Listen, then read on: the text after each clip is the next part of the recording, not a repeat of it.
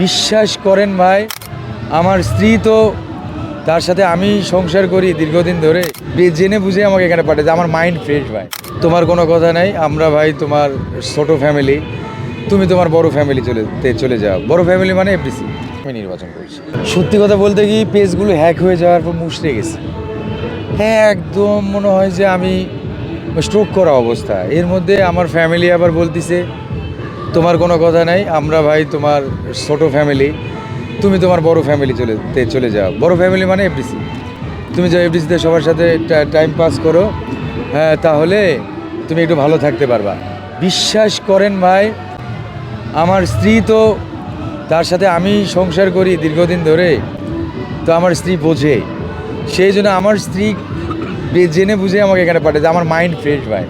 আমার এত লাখ টাকা গেছে, কোনো আমার এখন আর টেনশনই নাই। আমার টেনশন এখন হচ্ছে নির্বাচন। আমি আসলে নির্বাচন করতে চাই নাই, কারণ হচ্ছে যে নির্বাচনে দাঁড়াইলে সবার সাথে একটা চা আড্ডা হয় বা একটা চা পানের একটা ব্যাপার থাকে, সেইগুলির জন্য তো একটা কস্টিং থাকে। আমার তো সবই গেছে।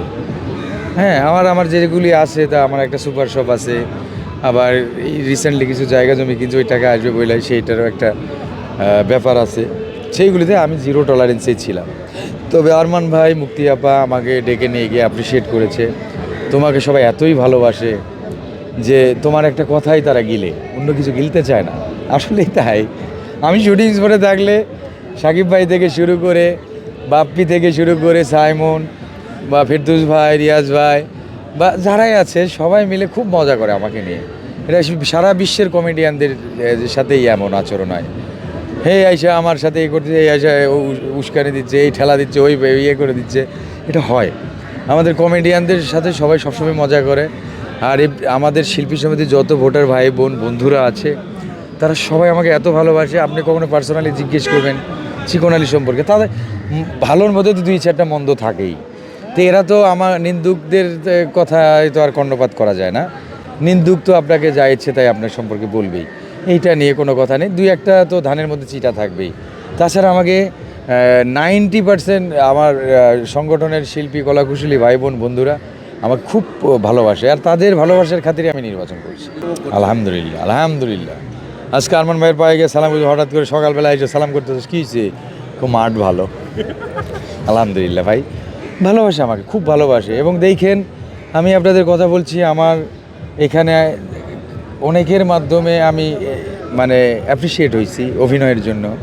যেমন আমাদের কালেখা ভাই যখন কমেডি করতো দিলদার ভাইয়ের সাথে, দিলদার ভাইয়ের মাধ্যমে অ্যাপ্রিসিয়েট হয়েছে। আফজাল ভাই, তারপর সুরজ বাঙালি ভাই, এছাড়া আমাদের ফাইটারদের মধ্যে বুলবুল ভাই কমেডি করতো দিলদার ভাইয়ের সাথে, ইনি এইভাবে করে।